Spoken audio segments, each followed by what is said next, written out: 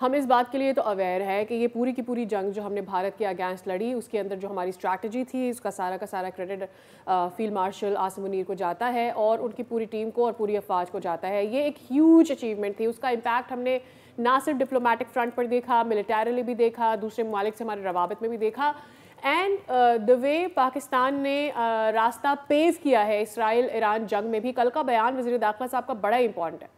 देखिए, इसमें कोई दो राय नहीं है कि फील्ड मार्शल आसिम मुनीर साहब जिस तरह से स्टडी कर रहे थे कि किस तरह से इंडिया जो है मुख्तलिफ कॉन्टीजेंसीज या मुख्तलिफ प्लान्स बना रहा है, उसके अकॉर्डिंगली रिस्पॉन्स जनरेट किया गया। कल मोहसिन नकवी साहब ने भी जिस तरह जिक्र किया कि इसके पीछे वर्दी है और प्राइम मिनिस्टर साहब जो है उनको क्रेडिट जाता, बिल्कुल जाता, बगैर प्राइम मिनिस्टर के अप्रूवल के ना ही ऑपरेशन हो सकता था उस तरह तरीके से, ऑफ कोर्स। और दूसरा, जिस तरह मिलिट्री डिप्लोमेसी की गई प्राइम मिनिस्टर की इजाज़त के साथ, जैसे ट्रंप से फील्ड मार्शल साहब जाके मिले हैं जाके, और जहाँ पे स्ट्रेटेजिक कल्चर ईरान का डिस्कस हुआ कि किस तरह से आपने ईरान को हैंडल करना चाहिए, because we are their neighbours. तो लिहाजा उस तमाम चीज़ों को ओवरऑल पैराए में अगर देखा जाए तो मिलिट्री और जो पॉलिटिकल डिप्लोमेसी है, पॉलिटिकल लीडरशिप की जो एक पेज पर होना जो है, उसने पाकिस्तान को मुमताज़ किया और हमारी स्ट्रेटेजिक रेलेवेंस को बढ़ाया है। जहाँ तक ऑपरेशन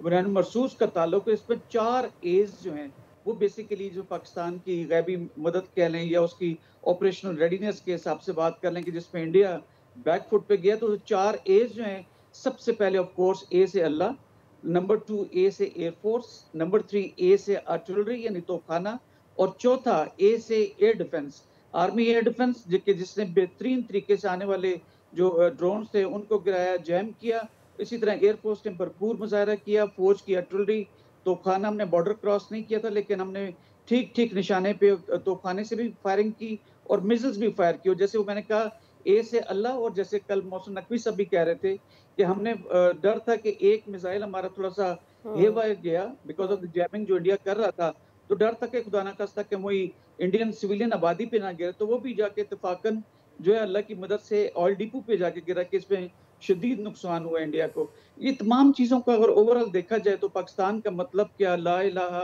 इल्लल्लाह, तो वो बड़ा भरपूर तरीके से दोबारा से साबित हुआ और अल्हम्दुलिल्लाह पाकिस्तान को फतह मिली है। आप इंडिया को इस पर देखें तो टोटल आइसोलेशन का शिकार है। उनको G7 में उनको उस तरह से नहीं मिला, ट्रंप ने मुलाकात नहीं की है। जो जिस तरह से मोदी जो है वो भागता फिर रहा है, बातचीत करता फिर रहा है, उसको जो है किसी किस्म का कोई रिस्पॉन्स नहीं मिल रहा। जो पाकिस्तान को आइसोलेट करने जा रहे थे वो खुद आइसोलेट हो गए। और सबसे बढ़ के ये कि क्वाड की मीटिंग हुई है वाशिंगटन में 1 जुलाई को, जिसमें जयशंकर जो उनके मिनिस्टर ऑफ एक्सटर्नल अफेयर्स हैं, उन्होंने बिलाकर मान लिया कि 3 राफेल हमारे गिरे हैं। तो इन तमाम चीजों को देखा जाए तो इंडिया इंतहाई आइसोलेट भी हुआ है, हजीमत भी उठाना पड़ी है। सब्सक्राइब करें और बेल दबाएं ताकि कोई खबर रह न जाए।